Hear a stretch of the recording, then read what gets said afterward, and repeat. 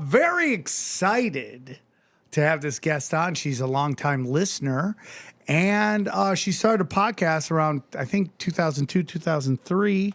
After listening to the show, I'd like to call her one of my children. 2023. 2023. Oh, 2023. I'd be like, dude, you invented the podcast. That's how long you've been in the game. She's the godmother of podcasting. Very excited to have her on. Her podcast is called Unfiltered Rise. Please welcome Heidi Luv. How are you? I'm great. I'm glad to be here. Thank you so much for having me on. I'm excited to share some Mormon stuff with you. I'm very excited. I'm a big eyebrow guy, and your eyebrows are on point. Oh, thank you so much. No, I'm a big eyebrow guy. Big eyebrow guy. It's a blonde thing. You have to draw them a little bit. Is that yeah, blonde with brunette eyebrows? I'm all about that. You look great. Thanks for coming. Your studio's great. And glad you started a podcast. The more the merrier, I say. The more the merrier. Heidi, for those who may not be familiar with you and your podcast, can you tell us a little bit about yourself and where our listeners can find you? Absolutely. I am Heidi Luv of the Unfiltered Rise Podcast. I didn't make up that name. My parents were raging hippies. So there's that. We'll get into that later. I am everywhere podcasts are served. I do have my own website, unfilteredrisepodcast.com. And I also have a Patreon if you can't get enough of me rambling on. So do you get any trouble on your Patreon?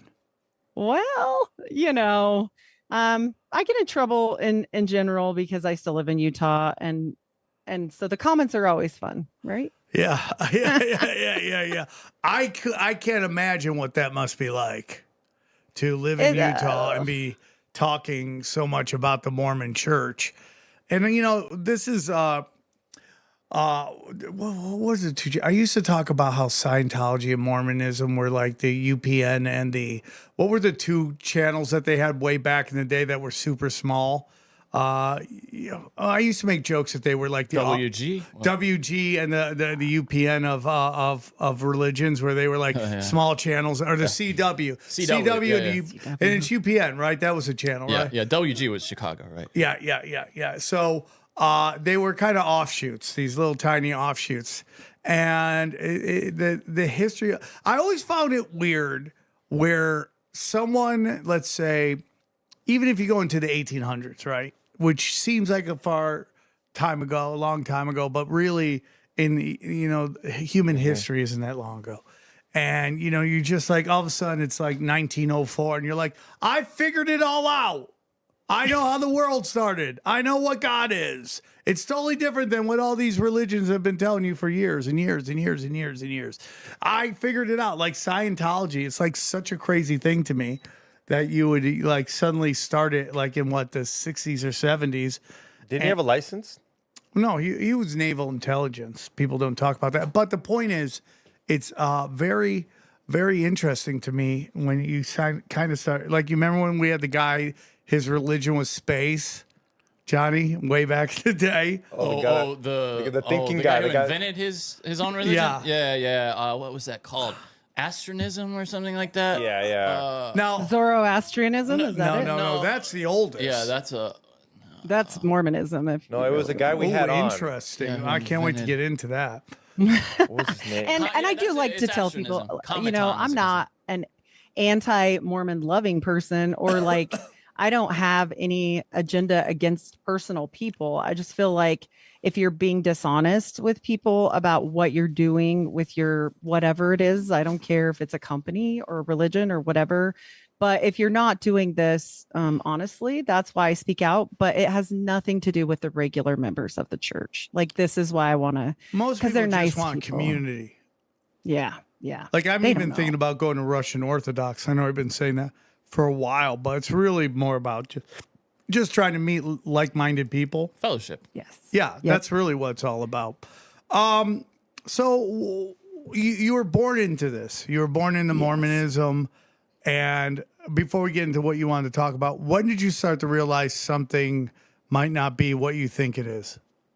I don't think I ever would have got out or like completely abandoned ship if it hadn't been for my mom getting out first and planting tiny seeds, and then my husband, because I was full-fledged. Like, I was 100% in this.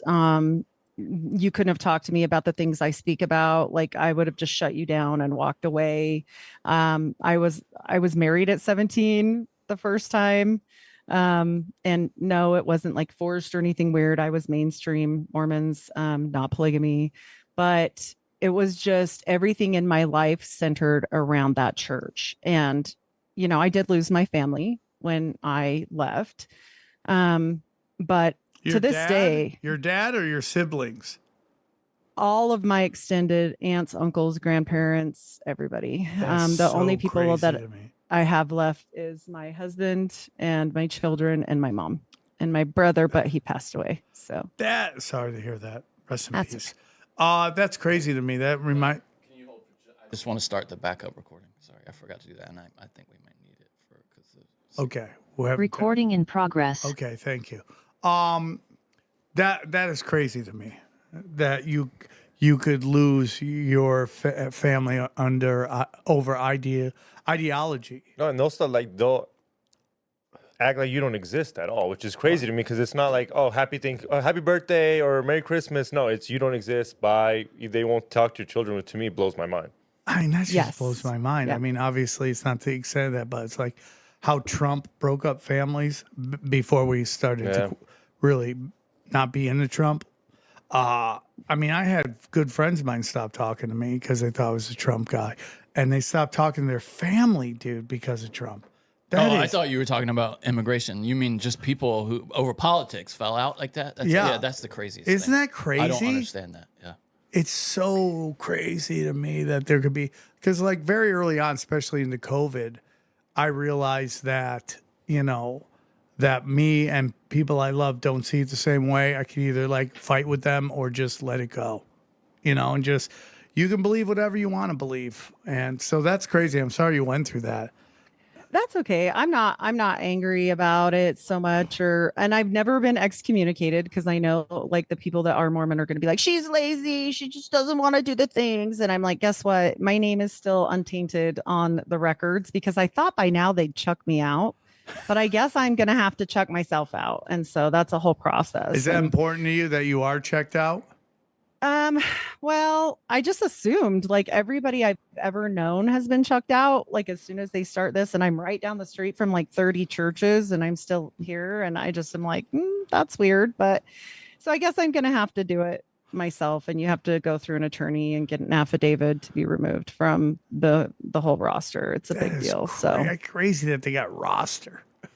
Oh, you have no, they know everything. Like when you do tithing there, it isn't like pass the plate, we hope you give. It's sit down with your taxes and you're short. So short on giving to the church?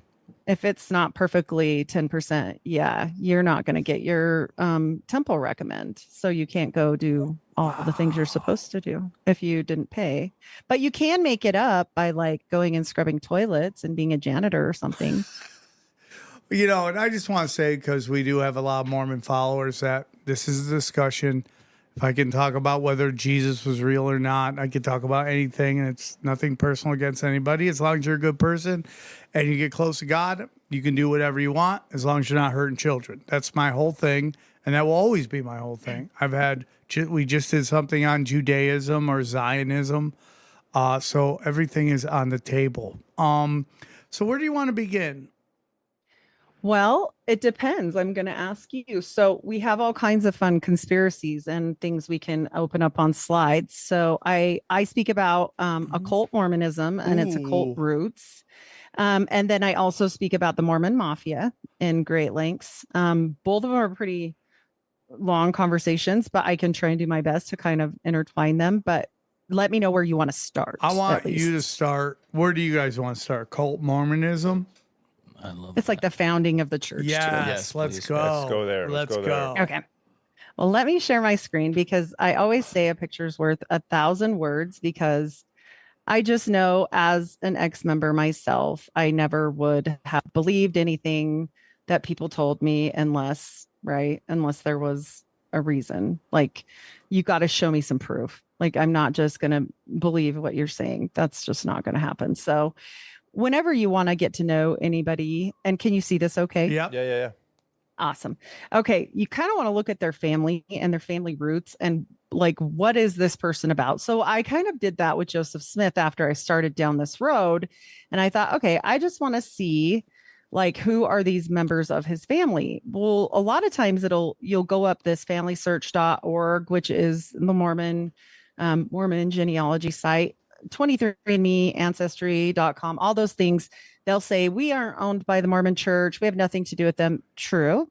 But every single piece of record you have is pouring in from familysearch.org, which was created under Hughes Dynamics, under the Mormon Mafia, under Howard Hughes. So that's a bomb in itself. And this starts out like you use it a lot to go down genealogy. And I could not find these grandparents or great grandparents of Joseph. So I went up his uncle's line because he can be found, and same family. So same grandpa.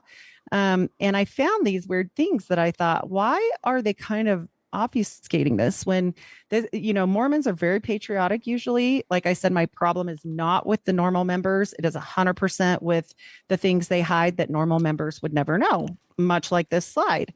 So Samuel Smith is this captain that is involved in, this complete part of like a very important situation with the Boston Tea Party. He's a selectman in Topsfield, Massachusetts, and they'll deny it. They'll say, well, it might not be him, same name, same area. Joseph Smith's father was born in this area. I mean, everything traces, like I've traced it all the way around. And so they want us to think that these people are poor dumb farmers, right? Joseph Smith, poor dumb farmer, like couldn't have written the book because he was not educated enough. Meanwhile, he's studying Hebrew with this Jewish guy he knew, but that's fine. Whoa. Whatever. Yeah. So it gets like that. So when we find these things and we're like, why on earth would they hide this Captain Samuel Smith, Society of the Cincinnati? They can check that too on the Daughters. It's like the Daughters of Revolution or something. And so you can go check all these facts out for yourselves. And I'm like, okay, that seems weird. Why would they hide him? And so I went one more up. Even LDS Living published this in 2002. So this is like a legit article. And I couldn't figure out why they would want to hide this guy. Seems fine. Seems great. Well, his dad, though, born in 1666, like 666. But that's a long whatever. Time ago, dude. Right. And his name is also Samuel Smith, but minus the captain. So I found out, probably is the reason why things are a little bit murky and they don't want you going down this level, because he was very much involved in the Inquisition and he had some witches hung. So Mary Eastie. They're all over American history, huh? I would say that Mormonism is the one very inconspicuous, the nicest people you've ever met that have infiltrated every aspect of America, in my opinion. Not the normal people. I'm talking the upper echelon. This works just like anything else. Has psychopaths. I don't care who it is. Yep. Even clowns had John Wayne Gacy. You know what I'm saying? Like every group has psychopaths. And that's why, like, even the discussion right now in Israel, not to get into that because we just did an episode on it, but, I'm Armenian. Imagine an Armenian going, there's no shady Armenians out there. They're all good people that are above board and only want to make chicken. You know what I'm saying? It's like... Right. Yeah. No, not true. Yeah. It's just really crazy. The thing is the whole thing about America is they hide everything about our history, right? And there too, like this is all constant, and it's kind of sad in a way because really it wasn't that bad. Like let's not chuck out the whole history over it, but they did. And that what do they say? They say no, he was from the burned over district. Well, true, but every single one of his paternal family line is from Topsfield, Massachusetts, and these were important people. They were, like I said, select men running the town. So I just feel like the church did a disservice there. And we're going to talk about how the church is very different now than what I'm going to show you back in the day. And D. Michael Quinn, I'm going to cite my sources really well on here because people are going to come for me and I already know they are. But it's happened. I've been on confessionals. Like, they came for me. We love Tony Merkel. Yep, Tony was great. The comments were brutal. Yeah. So I know what that's like. Real quick before you move to this, the Tea Party they believe was a false flag. Done by the Brit. I don't know if you're gonna get into that, but it's like, that the Bank of England wanted basically to take over the territories from the Crown, which owed them like $180 million, and that's like way back in the day. But as in they knew it was coming. What? The people that were going to come destroy the team? No, they basically convinced them probably to do it. Okay. Because isn't there something that it wasn't the Indians that they were in on that they did it to themselves? I've heard some theory like that. Well, they dressed up as them too, as like Indians. Yeah, so it was literally a false flag. Yeah, so 100%. I have to tell you something. Like, I don't know how much you know about the Mormon massacre. But okay, we're going to get way later in history if you've watched the show Primeval. And what did they do? They dressed up as Native Americans and attacked this party later. These Mormons did. So, playbooks, same family line. I don't know. Oh, dude. Yeah. Yeah, I don't think people remember a lot of that they were dressed like Native Americans. They also had Native Americans go with them because of the fact of the second anointing, which is juicy and I can spill it now or later, but we'll shut up either let you do your presentation. No. I actually like it when people interrupt. You have to remember, as much as these slides are here to go over, this was my real life. So I can go in and out of this slide presentation and the history we've learned from clear back, other than the stuff that they've hidden. I mean, I went to seminary for all the years, 4 years of seminary that you go in high school. My whole life was the Mormon church. So it's easy for me to go in and out of things. Wherever you want to go. No problem. What I'm saying is interrupt me anytime. It's fine. Perfect. I don't care. So I think it's fun to talk. The listeners are like, don't let him do it. Don't let him do it. Let her talk. All right. Either way, I like it. Yeah. All right. It's all yours. But Joseph Smith Sr. is Joseph, the actual founder of the church's dad, and his parents' name, and people are going to come at me for this, but I still think it's interesting. His dad's name, Azazel, not Azazel, but it's real close. Yeah.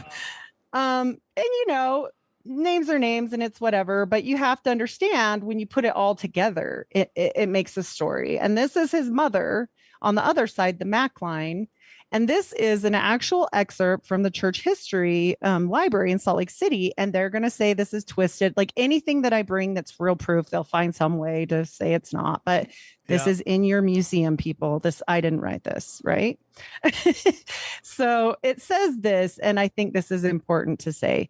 She's talking to her friend and she's writing a letter, and they have this copy of this letter. And it says, "Let not my reader suppose that because I shall pursue another topic for a season, that we stopped our labor and went at trying to win the faculty of a brack, drawing magic circles, or soothsaying to the neglect of all kinds of business." What? Whoa. Sorcery. Right. So the faculty of a brack, we open up a can of worms that the Mormon church really doesn't like. You have to also understand at the time Mother Smith is writing this, she's lost almost all of her children. Brigham Young's hijacked everything and is heading to Utah. She's left pregnant, alone with no way to support herself. And Mother Smith, she does a flex. Oh, don't worry. She's smart. She is no dumb farmer, this one. And she makes this book. She writes this whole book and basically hints to, but doesn't spill the tea on a bunch of things I'm going to tell you today. But she basically put the pressure on Brigham to be like, if you do not take care of me and my remaining children and just bounce out, I promise you, I will come for you with this book. Now, what are their relationships, Lucy Mack and Brigham Young? So they were friends before, all the martyring and death of everybody. I mean, this is a seriously tragic situation. Lucy Mack is the mother of Joseph Smith. Emma's pregnant, not Lucy, sorry. Emma's pregnant at this time, his wife. So you've got these two women living together with no men, the oldest man is like 11, which left the church in a problem because he was supposed to take over the church, but he's 11. So there was nobody to like come and take over. That was just the plan. Nobody expected him to die. And then there was kind of a battle over who was going to do it. And they have this great speech kind of competition. And Sidney Rigdon and Brigham Young go to this, but Sidney Rigdon is a little bit under the weather at this time. And so he's not doing the best. And Joseph Smith supposedly comes through, not Sidney Rigdon, through Brigham Young. And everybody says they saw him give a speech through Brigham Young that he like channeled into his body. Who did somehow. this? This is Brigham Young. He gave his speech and everybody saw Joseph. Sorry about that. Who channeled through him? So Joseph Smith went into Brigham's body at this speech competition, and all of the crowd said, it was him. It was our dead prophet. The dead prophet spoke through Brigham. The senior Joseph Smith. Junior, because he's the one that founded the church. Okay. Yes. Who's the 11-year-old? I'm sorry, I'm stupid. You're good. So the mother that's writing this, she's married to Joseph Smith Sr. Okay. And then their son is the one who yes. founds it, but they're saying that the son channeled through Brigham Young or the because dad? Yeah, everybody's dead at this point. The dad, the son, the brother, everybody really quick and tell you if you haven't heard the story. So this will make a little more sense. Joseph Smith, when he was 14, this is the official story. There are 5 different narratives, but we're going to go with the official one. Joseph Smith was in this burned over district and there's just religion everywhere. And so he doesn't know what church to join and he's very confused about this. And so he says that he went out into a grove to pray, which is super interesting when you know some magical things later. But a fit of darkness came over him and he was saved basically by God the Father and the Son. They are separate people. They do not believe in the Trinity, as is the Holy Ghost. And so he is saved by this. And these literally God showed up to speak to him with his son, Jesus. And they said, don't join any of the churches. We're going to send you an angel. Maybe that's where the song came from. Send me an angel. No, I'm kidding. All right. I'm in. Right. So the angel comes and his name is Moroni, not Moroni. Everybody says that. And I think it's funny. But Moroni, also, you have to understand that this is a magical family, which is why I gave those little excerpts before showing that this is, they'll say it's folk magic. They'll cop to that much, but they're not going to tell you the absolute truth and they'll just put it there. So Moroni shows up and he is a dead person that is a dead Native American that used to be like a Native American brown person, but is now all white and delightsome. And yeah, it gets bad. Sorry. And oh no, laugh away. Yeah, we're going to get into some weird stuff. So he says, look, I'm going to show you where these plates are and you're going to write this book. Does this sound familiar? Because it sounds familiar to me. Like every religion, like anybody's ever done, like AWAS and Crowley and Parsons and, you know, the Scarlet Woman. After. That's Islam as well. Like, you know, Muhammad absolutely. Had passed and his wife was like, I remember his teachings, and they wrote the Quran. Yes. And what happened to him? He had a fit of darkness and he would fall down and then he would wake up and tell his, you know, they were non-written people, but he would tell his people that followed him around all these weird things that he saw in this dream. So much like this, you know, Joseph is not having a dream. Everybody says he's high on mushrooms.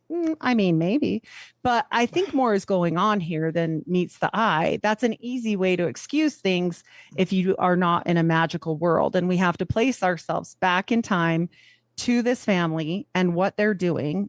Did he summon this?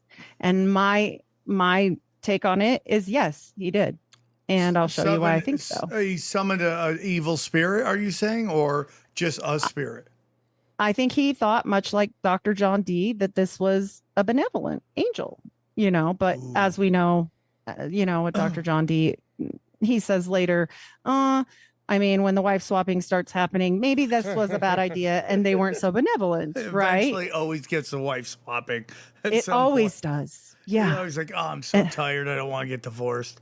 And it is decreed that we shall switch. Or polygamy. You could have more than one. That's usually, it's one of the two, right? It's always something. And so pretty much same situation.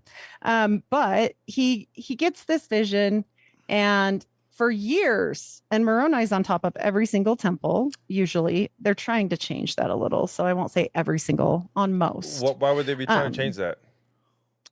Because they're trying to fit in more as regular Christians, as well as they are now. If you get on your phone and look for a church near you, and usually they're marked with a cross for non-Mormon churches, and then the Mormon churches are something else. Now, usually a Moroni statue. Now they tried to change them all to crosses, which Mormons hate crosses. So that makes no sense. That's so interesting.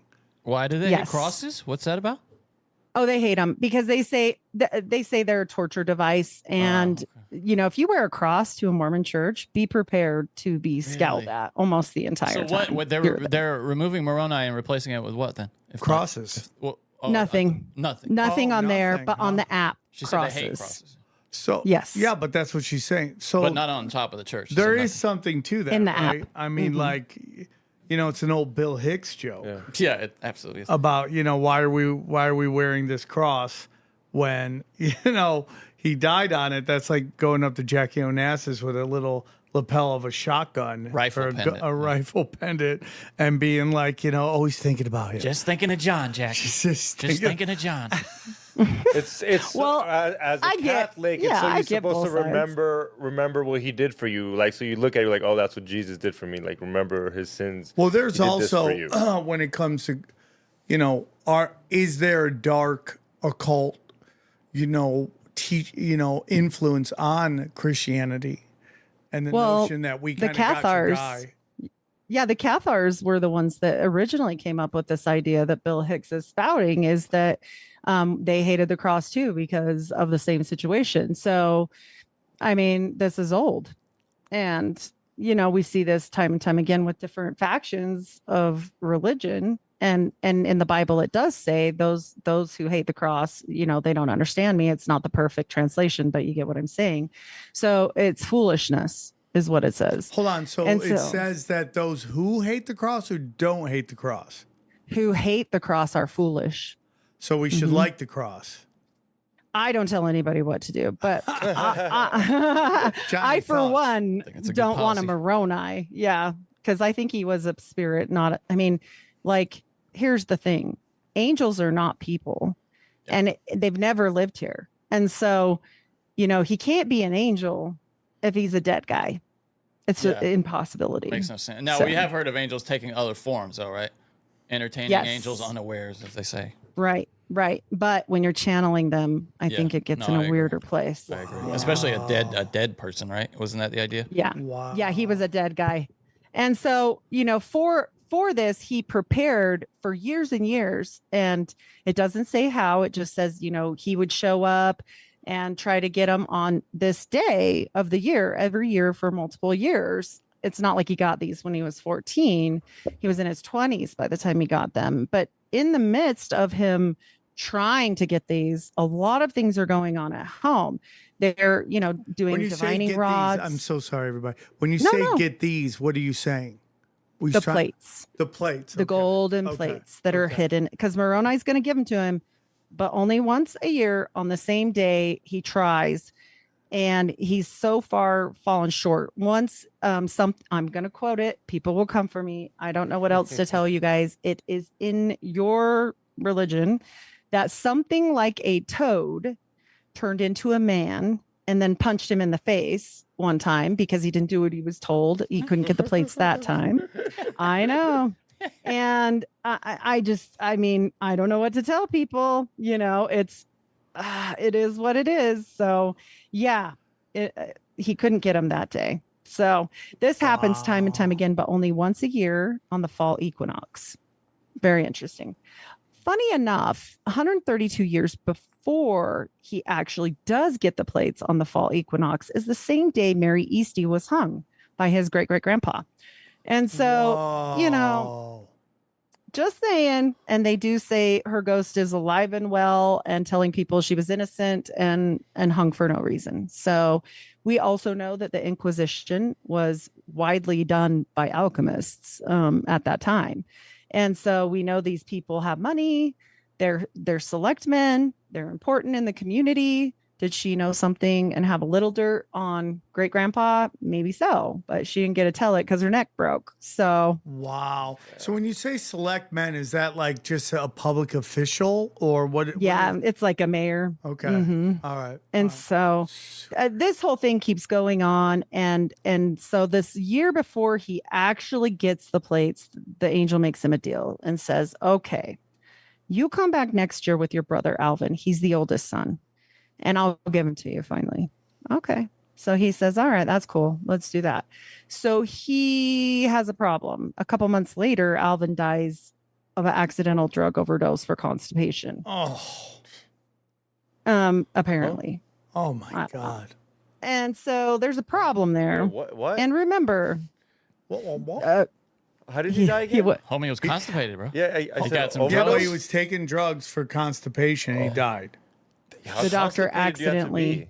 What? Oh, the doctor over. Okay. Yeah. I He thought, gave him an overdose of constipation medicine and he died. Shit So himself to death? literally, come on. well, it probably wasn't. Diarrhea, maybe, right? But No, it was the drugs, idiot. No, but I mean, if it's an overdose, what's the drug that he overdosed on? Probably something that was trying to make him go, right? He probably, yeah. That's what I'm assuming. yeah. I don't know if it worked He because then he would have dehydrated lived. himself. He got dehydrated. People died of diarrhea all the time in the old days. Yeah. all the time. Really? They did, Bro, Yes. The Civil War. That's left what and dysentery right. is. Yeah. Mhm. Diarrhea Oh, themselves. that's to what death. dysentery is? You got diarrhea? Yeah, you can't Diarrhea keep the fluids forever. In. You gotta keep fluids in. Wow. I'm 0 days old when I learned that. Deadly.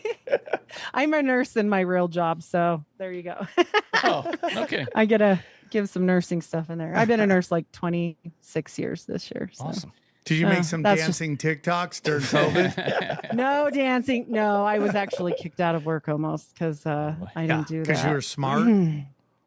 I got in big trouble. Oh, boy. I was like, do you want to read about this JAMA study? And they were like, yeah, you need to shut up or not come to work. Oh my So- God, dude. It was interesting, but that's okay. I work in psych now and they're pretty good about stuff like that because they're like, no, we need you. So it's fine. Bring us a note. I was like, I got the asthma. I got the asthma. Don't touch me with that. Ain't Yeah. nobody got time for this. And I never gave one either. I just said it was against my Religion. personal I would beliefs. love to do that in California. They just won't let you. It's unbelievable. It's My son wants unbelievable. to be a nurse and it scares me, not because of the nursing aspect, but because of all of the, things they're going to make him do. Yes. You Isn't that know. crazy? Like when you walk into a medical office, a doctor's office, and all the staff is wearing masks, it really makes you question if they're authorities on anything. Well, I mean, they definitely didn't read the mask studies, but I'm sure I'll get in trouble for that one too out here. But you Not should on read this it. show, you won't. That, Right. The The JAMA studies are great. Yeah, they're real medical papers, I right? went and watched Superman last night, and a black guy ahead of me had a full on like one of those super duper like M whatever they were called. Oh my gosh. N95 An mask? N95. N95 mask, and I was like, In the movie theater. as we were walking in. Just don't go to the movies. Like, Yeah, come I on. mean, What are you doing? There's some movies you gotta see in the movie theater. You just got to because visually. Not and without stuff. No, mask they like that. they shouldn't. If you're that afraid, like, don't did he leave your remove it house. to eat Stay popcorn? Yeah. Because I thought they banned masks. Didn't Trump say no mask during Yeah, riots? again, that's Isn't the nonlinear warfare. Oh, you have to have masks now. You're not allowed to wear masks. Like they don't want you to know if you're coming or going. he probably sold his shares. But no, I don't know. All right, so we're back. The kid You're good. passed away from diarrhea, and Yes. he ODs on diarrhea drugs, and that's a And- weird story to tell in heaven when they're asking what happened to you. Died in diarrhea. Dysentery. Yeah, dysentery. And he's like dysentery. Oh, they're like, oh, they're like, damn, dude. Okay. They're like, don't bring your problems here. Don't bring it to heaven. Better be not done. to heaven. Don't soil my cloud. Don't soil my cloud. Just there it goes over there. That's what rain is, actually. It's rain from heaven. Stop, Johnny. That's the angels. So angels have bladder problems. Oh no. So the kid is passed. And he is the oldest son, and they're quite older. Like, he was really actually supporting the family. So this put a bad, a little clinch on the family because of this. So yeah, it was unfortunate, but also some weird stuff starts happening with this, and the family starts sleeping next to his grave. And I'm not kidding. And so this gets weird. And they even run an article in the newspaper in the Palmyra. Pretty sure I have that right here. Yes. So Palmyra, September 25th, 1824, it's ran that they basically, I'm gonna synopsis this of, look, we're gonna dig him up because you said we dug him up, and we didn't dig him up because we wouldn't do that, but we're gonna check on him because you guys said we did. What the fuck? Right. Man, that's crazy. So they dug him up. Yeah. And he was dead, right? And yeah, he was dead. Yeah, a long time, like for a minute. And so I think this was pre-gaming, honestly. Like, I think they're like, okay, if we dig him up because, the angel said to bring him, but he's dead. But maybe, there's jokes about Alvin having a hand in Mormonism. I don't know. But we get into, some weirdness. And so they dig him up, and then they put him back, and then they sleep by his grave for like weeks. And remember, these are treasure diggers by trade. And it also makes you wonder with some other crazy stories they have of their family that were persecuted for grave robbing. Hold on. In this family, there is people who've been persecuted for grave robbing. There is, but they will say they're not, because they will tell you that this guy, and this is the flex. We're going to go back to the mother and her flex, and it's quite interesting, and it has to do with the university at Dartmouth. And so there is a doctor that Lucy Mack Smith, I'll put her picture back up while we're chatting. There's a doctor she calls being very poor, and she just happens to have, this line straight to these people in Harvard. Okay. So I thought that was strange. But look at how she's dressed right now. Sorry about this. Look at how she's dressed right now compared to women today. Yeah, and you still would. I mean, it could, yeah, of course. But I mean, like, look at that, dude. Look at that, and look at now. It's like you love it, huh? Yeah, it's a hajib, right? No, it basically is. It couldn't be more different. It couldn't be 180. Yeah, she looks like she's in a sack or something. It's crazy. Okay, Johnny. Like she's all tied up under the chin. Look at that. You can't see any skin except her face. Well, do you know why they used to wear head coverings? Do you guys know this little weirdness? Because they didn't want the angels to come down and want them. And so not just Mormons, like people. Then the angels must be having a field day today because it's everywhere. And Johnny's still going back to our last conversation, which is totally fine. I'm okay with that. But it's like, I mean, dude, watch these YouTube videos and what's being said today in pop culture. It's like it is a race to the bottom. I will say your algo is different than mine. I've noticed that, but yeah, I agree. Yeah, I agree. As a woman, I think you can tastefully dress. You can do whatever you want, but as for me, you can tastefully dress in a nice manner and still look sexy. But it's like Andrew Tate said, and I know people have a problem with him, but I think he kind of nailed it. It's like, this is what women have chosen, and this is their path, and because nobody understands what their life is going to be like in 10 years or 15 years, and the decisions you make and the doors you close down the line. Yes. And it's like, you don't want that on video forever, and that's just no. Well, it's also that, like, I think people just choose misery. Like, it's going to be like, you're going to get divorced, you're going to be single, you're going to do this, you're going to die broke, you're going to die alone. You're gonna, like this almost fatalism that this country seems to be just enamored with. It's the instant gratification you talk about. We always choose it, if left to our own devices. Yeah, I completely agree. Okay, go back. Sorry. No, you're good. I agree with a lot of what you're saying. The reason why I called my podcast Unfiltered Rise is I told you my brother passed away, and we've had he passed away from an accidental overdose. Oh, I'm so sorry. And it's okay. I don't tell this for sympathy, because here's what I feel is that unfiltered is a warning, because I'm not going to, filter people in general. Doesn't mean I'm not going to edit out like 30,000 in a show, but like other than that, because I got called out on that. Well, but this guy has to do with F words over here, so he understands. Yeah, and I occasionally say them. And so, here's the thing. That's your warning. And then rise above your situation, because like my story of life, and it isn't fair for everyone, but I don't say it's for sympathy. Like, I could have quit a long time ago. Like, I've broken my back. I've had a horrible back surgery that failed. I've had cancer already. All these accidental deaths and the shunning of my family, and one daughter that won't talk to me because her husband is very important. Please ask him. Anyway, I'm sorry to laugh at that, but I mean, that was a nice no, that's cut. why I said it. That was a nice cut. Yeah, he's a pilot. I think about that all the time, man. I mean, I love my kids and they're constantly hugging me. But will there come a time where it's like, I love him more than you? I'm like, oh, that can't be easy. 7 years is going on. And she was my closest kid. Like, as far as, I mean, I grew up with her. I was 20 when I had her. So, she's had a child, she's gotten married. I'm not a part of any of that. And here's the thing. You choose what you do with your grief. Like, my brother died of an accidental overdose. So what did I do? I changed my career, and now I work with people that have overdose, people that have problems with addiction. Like, I'm there for it because I missed it for him. I can't change that, but I can help others. Yeah. So you can do that. You can change things for not just yourself, for a lot of people. You can help others. And that is one thing that I do think the LDS Church really does do for most of their people, unless you're apostate like me, and then I'm going to outer darkness, but that's okay.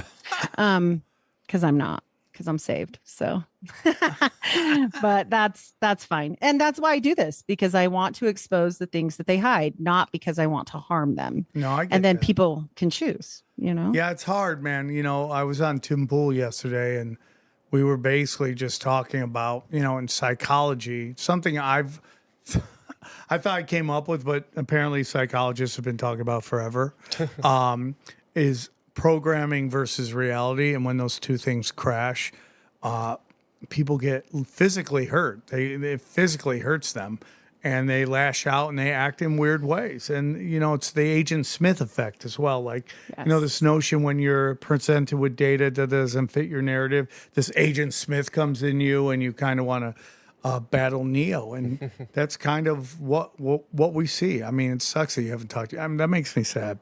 I'm sorry. It's okay. No. It doesn't make me sad. It makes me empowered to help others, and I think we should. I think you only rise above a certain level of energy if you do that. And I'm a Christian saying that, but also like occultists have said that, like Steiner said that, like other people understand this too, and it should be just across the board. We need to get back to that a little bit. And I will say that the LDS Church does that for their active good members. As we get back to your presentation, I just want to ask you, a big thing we discuss on this show a lot is the mysticism of within religion, and this kind of denial of that. What are your thoughts on that? Like, is there mysticism? Are these two things, for sure. Are they two totally separate things, and you're either on one side or the other? I think that what they've done with religion is separate them. Absolutely. In the LDS faith, 110%, when they became a corporation and now are like a piece of the government and CIA agents, basically, other than the normal people, right? We're talking about the upper echelon here. They did that on purpose with the reformation of the church. And we'll talk about that too under Brigham, but this was a very magical church. I'm not necessarily saying you can't do magic. It comes with a lot of problems. Like, if you're brave, hey, whatever, magic it up. But it's for me, no. But, I think at least you should have the knowledge to choose, because if you're going to go be a Mason, let's say, that you're going to be doing some things, even if you don't know what they are, right? Yeah, it's out there. You kind of know.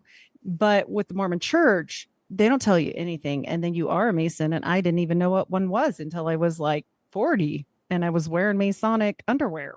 Like, is that your magic underwear? My magical underwear. Mm-hmm. What makes it so magical?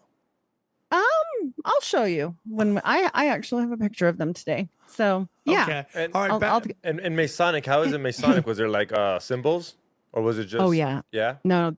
And Joseph Smith, to that point, was a master Mason, and so he was actually risen to a master Mason in one day. That's not normal. And that means he knew some things, and I know he did. He was no dumb farmer. This is ridiculous. Do I think they were witches? Yeah, I do. And that's a heavy term, but I'm sorry, they were practicing, or you can say they were practicing magic. And I don't think it was folk magic. And I'll show you guys why, because there's proof. So it gets into the weeds. I know they don't do that anymore, but they still have their ceremonies. And I'll show you one, at least, a recreation of a little piece of one today. And you can tell me what you guys think. If, like I said, she's putting the flex and everybody's like waiting for Joseph to get these plates. He's told his family about it. We got the questionable, did they take a bone from his brother? I mean, I don't know. I do know some repercussions happen at a later point for him, and it's interesting, and we'll get over that. And I think we're about to that point right now. So the story of him actually receiving the golden plates is kind of a dark one. And I'm going to pull up this picture right here. And this is a representation of what really is going on in the church. I'll never forget when I seen at that time, when I seen the South Park episode in Mormonism, and I was young, I was still in the church, and the church knew about it and they were freaking out. And I was like, this is a lie. This is the biggest lie I've ever heard. This is stupid, blah, blah, blah. And I'm like, great. Later you find out, not so stupid. And so on the day he receives the plates, finally, after years of preparation, which makes sense if this is his HGA, right? Like a holy guardian angel, which is also in magic. But if that is the case, whichever case it may be, he had to wait until he was purified during these times. He had to like do all these special things and make sure he was prepared to talk to the angel. But also his neighbor, Willard Chase, gave an account because Joseph gets in trouble. He has to go to court. And there's actually a court document here showing exactly what happened to him. And he gets arrested for treasure digging. And so we know absolutely that they were treasure digging, and he sucked at it. He's glass looking, and $2.68 fine. And in this trial, there was a whole bunch of people that had to come and give a testimony. Now, people will just say Willard Chase is lying because he hated him. Okay, fine, whatever. I doubt it, because eventually their families are going to be linked together through another person, and I'll explain. But at this point, this is Willard Chase's affidavit. And I'm sorry, but like when you're talking about affidavits at this time in magic, I don't know that you would want to volunteer anything magical weirdo like that, because they're hanging people, Yep. So he goes on the record saying that Joseph Smith told him he had to borrow their all black horse. And again, borrowing the horse, like, why would you borrow the horse from somebody that you hated and hated you? That doesn't make any sense. And on the fall equinox, okay, he has to go out dressed in all black and go talk to this angel. And that's exactly what he does. And so I find it strange that they'll say, oh, that's not true, they're just lying. Okay, it's an affidavit in court. Does that mean you can't lie? No, but it gives it a little bit more validity. And so he's explaining, he had to do this all in black, middle of the night. He shows up, apparently gets these golden plates finally, and he's newly married at this time. And so instead of Alvin, who is dead, he takes his wife, she waits in the cart, and about not quite 9 months later, a little bit like more than that, they have a baby, and their baby's extremely disfigured and only lives moments. And they name it Alvin, the dead brother. So now we have a curious situation for anybody clued into like Faustian bargains or whatnot. We have the dad who lost his oldest son, and now Joseph, who has lost his oldest son. Do I think they made a deal? I mean, stranger things have happened, right? So he gets these plates, and all my life I've been told they were translated very studiously and by something called... Is that the same time where they mentioned that there was this white salamander or something like that? Is that the same story you're talking about? I don't know if you ever heard about that. The white salamander story is a lie. So the thing is people will just say that. They'll say, oh, that's a lie. You know, it was proven that this guy did this, Mark Hoffman, and he's in prison still. And the problem with that is he did a very interesting thing. I honestly think they pre-gamed it, whether he's guilty or not. I think it started with pre-gaming this. Is he was a forger, and he was a very good forger. And he even forged documents like for the government and all kinds of different things. And I'm not saying he's not a forger, but the salamander was not a salamander. It was a toad, and something like a toad came out and turned into a man and punched him. That is the story. But if you know anything about the occult, it's far better to have a salamander than a toad, because a toad is a witch's familiar.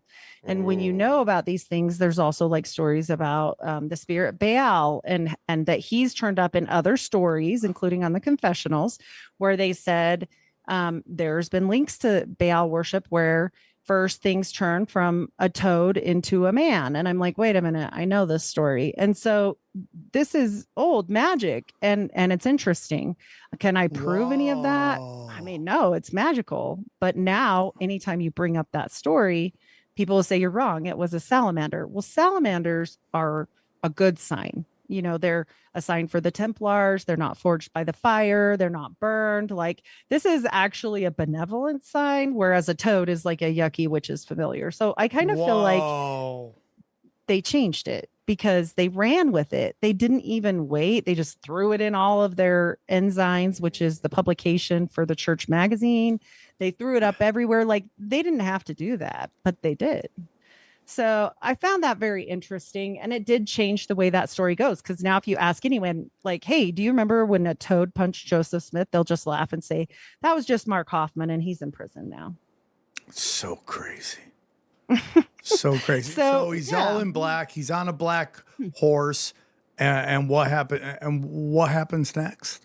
He supposedly gets the plates, and he takes them, and they take quite some time to translate. And I'll tell you how they translate them.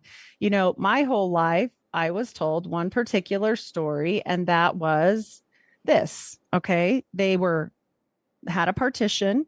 Many scribes helped, including Martin Harris, who helped fund, but his wife helped. There were others too.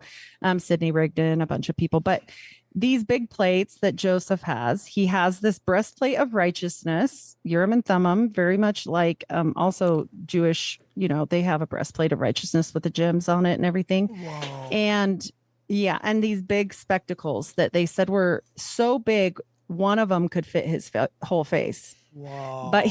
But he said it hurt his eyes. And so, you know, the new narrative slowly came out. Well, kind of slowly. I don't know if it was slow. And this is truly how they were actually done, by blocking out all the light, putting his head in the hat, much like Nostradamus did with water, and much like John Dee did with, well, Edward Kelly did it and John Dee transcribed. But either way, and he calls out these symbols, not a word, a symbol, and they write down the symbol, and then later Joseph goes and translates it, and he says that they're, you know, like an angelic language, Reformed Egyptian.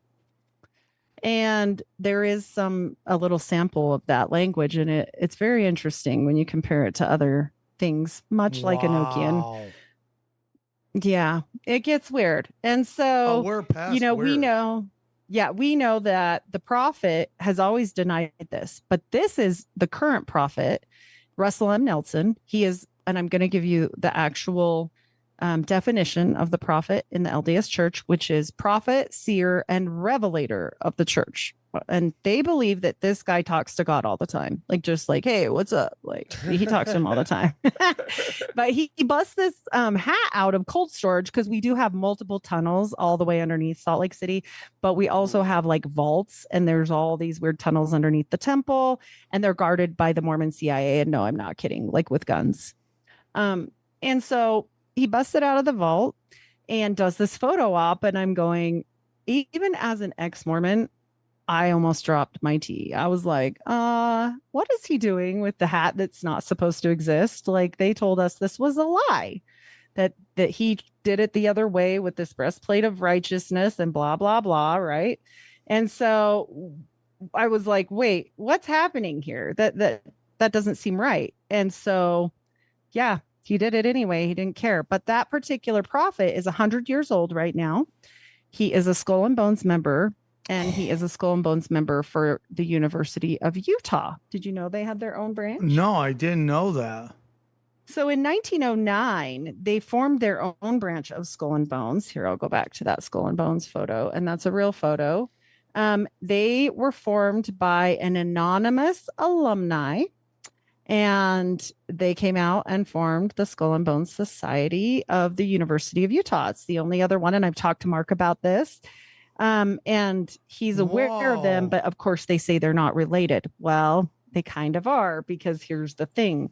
The two people that formed Skull and Bones, right? We know one's named Taft, right? Well, there's a Taft that's pretty prominent in the LDS church as well. He actually was a prophet, seer, and revelator, Ezra Taft Benson. And then, Huntington is also a really important name in Mormonism. It's a very old name of Mormonism.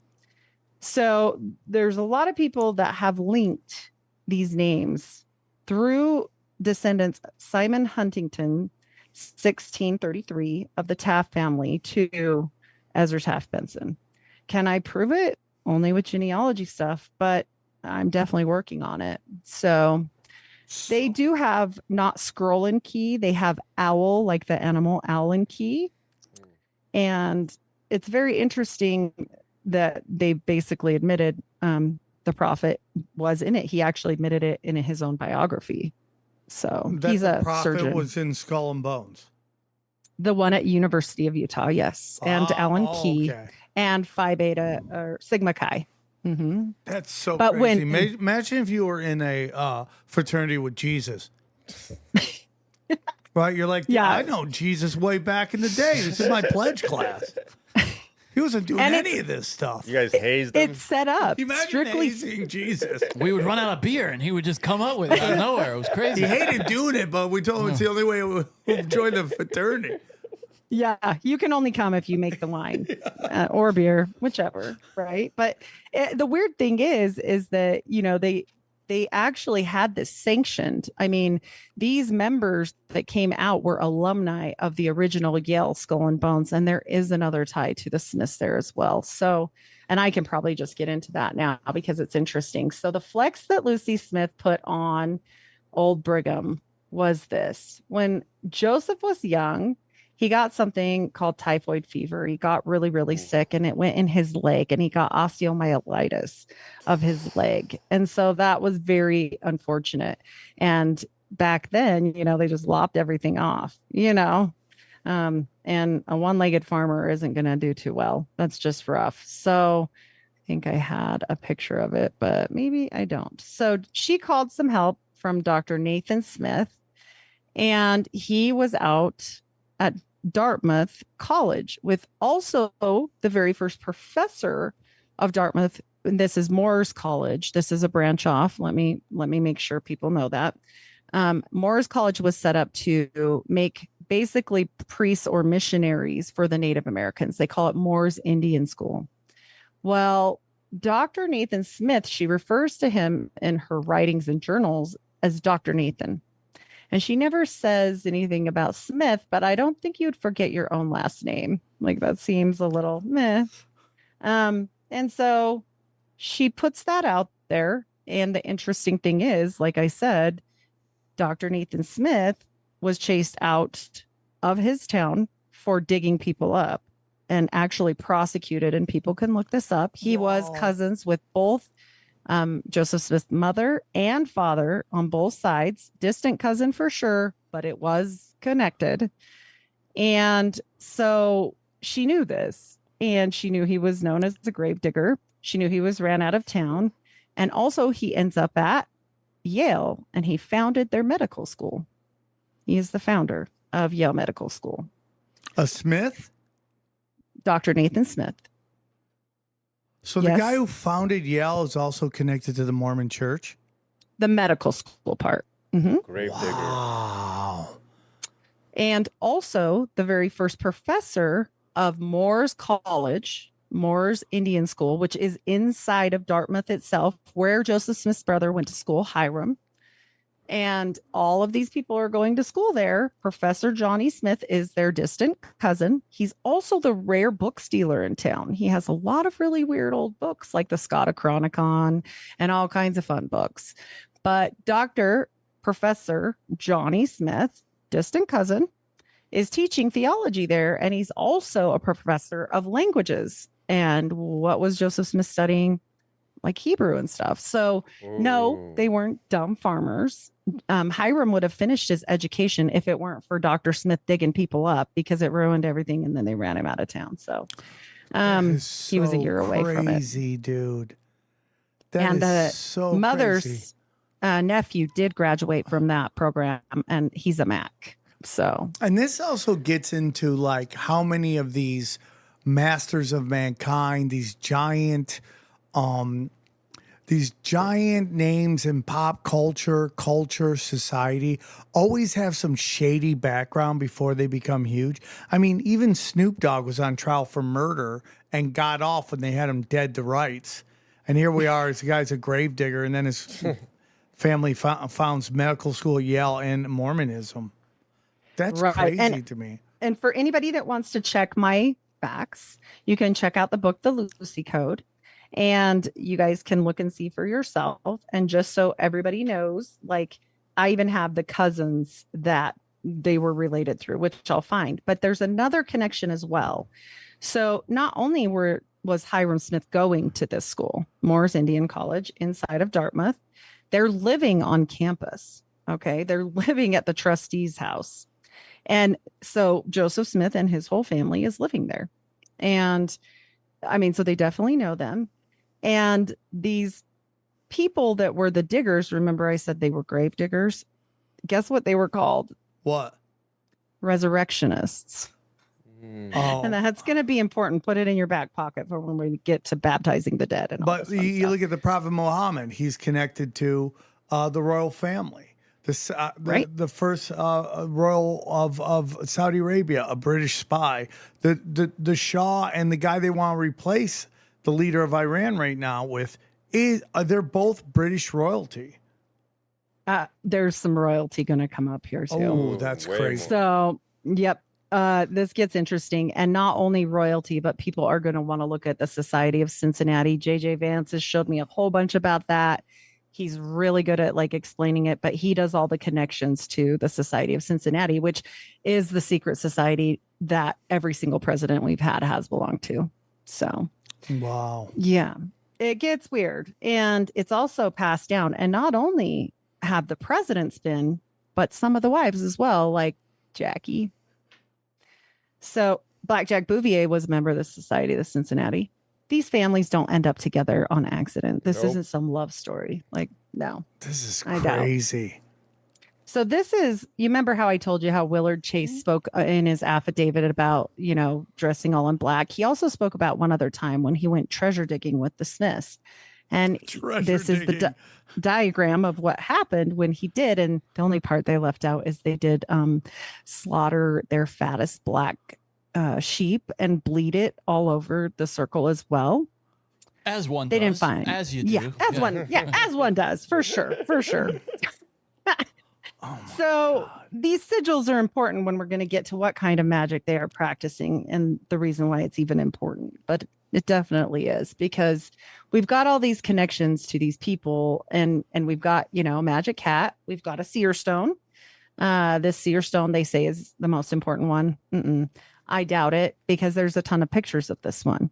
They've admitted it now. Apparently you stole it from Willard Chase as well, which is a funny joke, is that Mormonism is built upon a stolen rock, but whatever. He found a white one as well. And there's only ever been an author's rendition of it This green one, however, is interesting. For those that might not believe the Nathan Smith story that I said, the doctor that saved his leg, Dr. Nathan Smith, who saw Joseph over 22 times to heal the osteomyelitis and chip away at the bone, he saw him a lot. And that was actually his mom's idea because she was a lay midwife and she was a healer. But this rock was owned by the neighbor, Willard Chase's sister, Sally Chase. Well, Sally Chase saw that little doctor over there and they got married. So this gets even better. Oh, so the guy that accuses him of stealing here, her sister marries his doctor. But apparently Willard hates him, but they're family now. So distant, of course, but they are family. So interesting, dude. Yeah. It's so crazy. It's all connected. All connected. This is the white one that they won't let out of the vault. They just draw pictures of it. This is the toad story.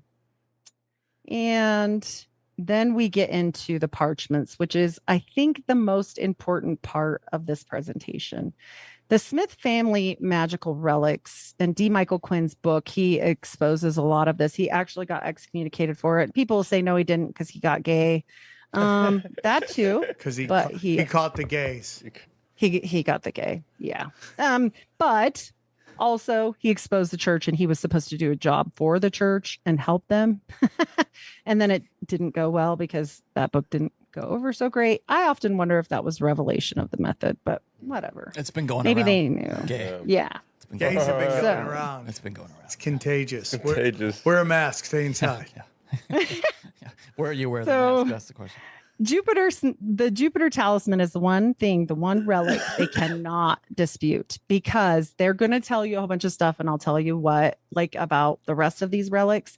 But this Jupiter talisman is actually identified as Joseph's, even though, like, by his birth chart and everything, we would already know that. But just in case, people can see that she like went and identified it and said it was most prized possession, and she wanted it back because he died. So she got it back, and it ended up in a museum, and people can go look at that. But this right here, if you look at this one, this is really important. This is going to lead us a place. And that's what happened to me, is it led me here. And then I was like, this is no folk magic, because this is the third pentacle of Jupiter in the Greater and Lesser Keys of Solomon. So when we talk about the Greater and Lesser Keys of Solomon, if you're familiar with the story about how, his ring controls demons and all the 72 demons in the Goetia, you familiar with all that fun stuff? Yeah. Isn't that where he interviewed all the demons on what they hated, what they didn't hate? Is that what we're talking about here? Yep. Got all their names and put them in a book, and then the book got published. And so that's pretty much how the Greater and Lesser Keys of Solomon came to be. But everybody will say, look, he just carried this, talisman around because people were cursing him and he needed to protect himself. That's not what it says. So it says, this defendeth and protecteth those who invoke and cause the spirits to come. And when they appear, show this unto them, and they will obey. Oh, well, Whoa. That changes it. Damn. Right.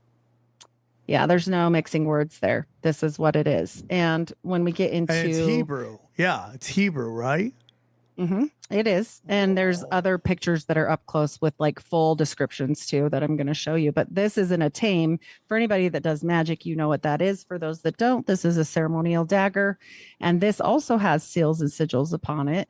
And I'll show you what they are. So... one side shows the seal of Mars, and the other side shows Adonai, Scorpio, and the intelligence of Mars. Now, just because we see the Tetragrammaton or names of Jehovah or Adonai or all that, it doesn't necessarily always mean it's Christian. Was it? I don't know what his intentions were, but he's definitely summoning things, and I think that's a bad plan. But a lot of times they'll chuck every name of God at this stuff to try and like just cover all their bases. So, whoa. Yeah, it's going to get weirder. So this is the Smith family dagger, and it's a ceremonial dagger. So it has a prayer upon it. So when they slaughter, if they do use it, a lot of times it's just ceremonial, but it has been said that they did use it for a couple of the treasure digging things that they did. So it's a prayer upon it. Then they don't have to stop, I guess, and say anything. And all of these things are interesting because remember, they're only supposed to like have the Bible, and he has no way to learn anything occultic, blah, blah, blah, blah, blah. Okay, well, these symbols I'm showing you either come from the Magus, okay, or Sibley's Book of Witchcraft. There's only a few places it can come from at that time. So, I mean, I'm not saying he did, but also remember his cousin is the rare book stealer. I mean, makes sense. But they'll say it doesn't make sense and that I'm full of it. They also talk about his Masonic background. And I know he was a Mason, but I don't think it was the Scottish Rite. So Paranoid American and I have talked about this and about the time frames that fit together or not in this. And he doesn't think that it would be very new, okay, newly organized, the Scottish Rite, when Joseph is coming up. But something older than that is organized at this time, and that is Martinists. And if you don't know what Martinism is, whoa, that went fast. Martinism is a magical order, and the Martinist order is one that actually is a practicing magical order. And funny enough, they invoke spirits to come in spring and in fall on the equinox. Well, that sounds like Moroni. And they're one of the few orders that are actually practicing and not just talking about or learning about magic. Are they still around? Yeah, Ike Baker's one. He says he is. And now, is that above Freemasonry? It's just a little bit different because they actually practice. They talk to angels and, invoke spirits and different things. But wow. I'm no expert on it. I've done a show on this, on the Martinist order. I could do 30 more shows and never be to the end of that tunnel. What is your thoughts on the Star of David? Do you think it's Brem-fan? Yes, it is. Mm-hmm. And you'll see that a lot with the Mormonism stuff too. You're going to see it here in about 1 second when I show you these sigils. So these are the sigils that were found on the body or in the cell when they died at Carthage together, the brother, Joseph and Hiram. They are going to tell you that these are Hiram's. They're going to say it makes much more sense. He had the education, blah, blah, blah, blah, blah. The problem is, astrologically, when you break these down, it doesn't work. It doesn't fit with his birthday. It doesn't fit with, like, everything that you do in magic fits with everything else. Like, it has to be. And so anybody that does Kabbalah or anything like this, they know that. And so when we look at this is specific, not this particular one, but the others to Joseph. So either way, the family's into some things. And this isn't just considered folk magic. We're talking about Solomonic magic. Wow. And Solomonic magic practitioners, even today, it's one of the few magical orders that people mess with unless you really know what you're doing. And so can be really dangerous. Yeah. So they say. I don't so want to talk to anything else. That isn't here with me. Really crazy. I'm good. I didn't try. But if you see how this spirals in, how it spirals into that? Yes. This is charging the sigil because it's bringing the energy from above down into the sigil.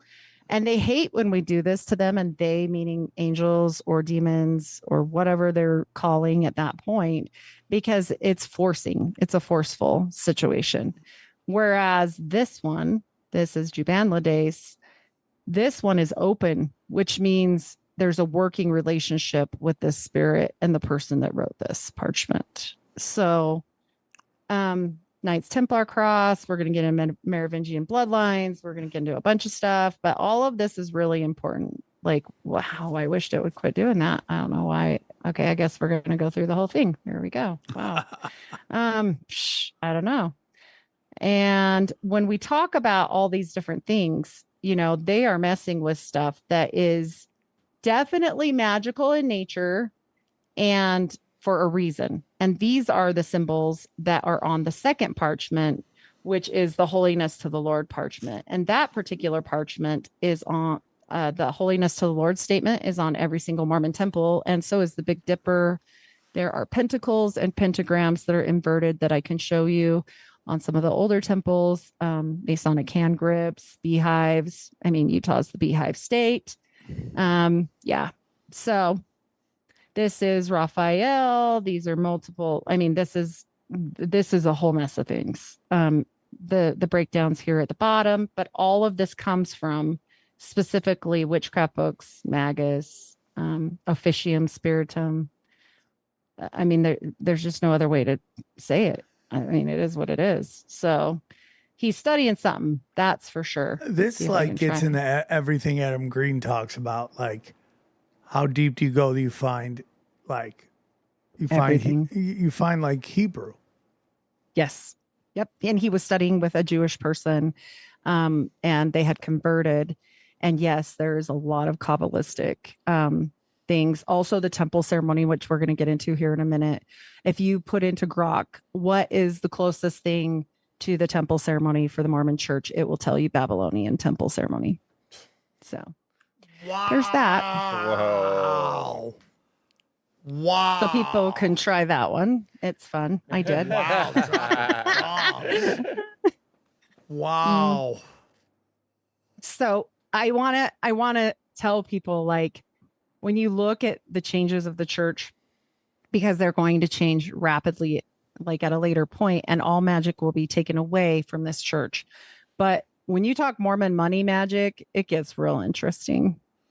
So, there's a Mormon behind almost every like really famous rich person, like Howard Hughes, or how about we do Elon Musk? Do you know Elon Musk's number one money man?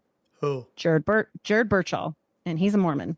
He doesn't have the qualifications to have that job. Nevertheless, he has it. And they met at the Boring Company digging tunnels. So what's super interesting is during the Q craze, right? And again, Operation Trust, they're going to tell you what's going on because they're trying to pacify you. They're like, hey, dude, this is what's going on. Just trust us. We're going to clean it up, right? There was a lot of talk about Trump going to basically the Mormon courts to get a lot of things done because they worked outside the system. That was a big discussion. He was going to go elicit the Mormons. I wasn't going to go here, but I know you because I've heard you talk about the Federal Reserve before and go crazy. So I thought I would bring this. So I have to tell you about this guy. And I just found this today. So this is my one deep dive on it. It's going to have a lot more coming, but that doesn't surprise me knowing this. So there is a man called William Godby, and he came from England, and he was considered a Robert Owen Mormon, who was the modern day communism guy that trained Karl Marx. Okay. And so coincidence. Right. Robert Owen is that man, and William Godby lives here in Utah and comes over, and he's a Mormon now too. He was a convert, but Godby wanted to change the way Mormonism was because they used to be, and the polygamous sects still are, very separated from the world. They always say, be in the world, not of it. Make your own food, do your own thing. Don't purchase things from them. Like bleed the beast. Like that's a real thing. Like you want to go bleed the beast of the system. So if you have 15 wives, you got one that's really married to you. So go collect, assistance for the other 14 wives and say you're single moms, and get a whole bunch of money. Whoa. They don't pay taxes. Yeah. So, and I know a lot of this stuff about the polygamy sect, at least for the Warren Jeffs cult. You know who Warren Jeffs is? Yeah, the pedophile. So my sister married his nephew. And weird shit happens when you're in Utah. I'll say that much. But weird shit happens everywhere. Right. That's the problem. We label it weird when it's a lot more normal, meaning it's a lot more prevalent, right? Than people want to believe. Oh yeah. And he talked about people. I'm sorry, you cut out. We just demonize it because we want to control people. Well, they also want to hide things. And if you demonize it and then pretend like you hate it, kind of like the guy that hung the witch, right? The great grandpa. Yeah. 100. Or this guy right now that was like telling everybody we're going to put Bibles in every single school. And then it finds out he's got a bunch of naked chicks on his computer, which I don't really give a shit about. But it's like it's like, again, going back to the Thomas Sowell, quote, which I'm paraphrasing, but it's like in a world in the society that demands perfection, only liars can thrive. You know, I mean, Absolutely. That's just the truth. I mean, we just keep wanting heroes. Yeah, it's just not okay to put a man, right, like as an idol, because it's always going to fail you. And when I say man, I mean like interchangeable with a woman. It doesn't matter. They have free will, and they're fallible. Well, why did Jesus get killed anyways? Because he wasn't good enough, because they wanted a king. That's what they wanted. They didn't want that. They didn't want a savior. They want a king. Oh, that's a great point. It's sad, you know, and we see this time and time again with every religion, whether it starts from benevolence or not, eventually it gets corrupt, which is why I don't belong to a religion anymore. I just believe in God. And that's a big thing I'm into as well. It's just like, I respect everybody's religion. I want them to, you know, as we do a couple shows on how weird they are, but I do respect people's religions. I just say that, like, you know, everything is yes. There a hidden hand? And the answer is yes. There's always a hidden hand. And like, you can't ignore the hidden hand because it's corrupting everything. Well, and the sad part is this isn't even about their religion anymore, because they took it all away.